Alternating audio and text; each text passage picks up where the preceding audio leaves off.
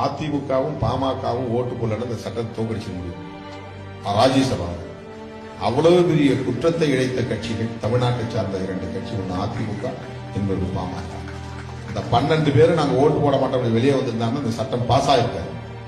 லோக்சபாவில் மட்டும்தான் பாஸ் ஆயிருக்கு. இன்னைக்கு இந்தியா முழுவதும் இஸ்லாமியர்களை வீதியில் ஆழ்த்தி இருப்பதற்கு யார் காரணம் என்றால் அதிமுகவும் பாமகவும் தான். நாடு முழுவதும் கொந்தளிப்பு ஏற்பட்டிருப்பதற்கு யார் காரணம் என்றால் அதிமுக 11 உறுப்பினர்களும் பாமக 1 உறுப்பினரும் தான். எவ்வளவு பெரிய ஒரு வரலாற்று பிழையை செய்திருக்கிறார்.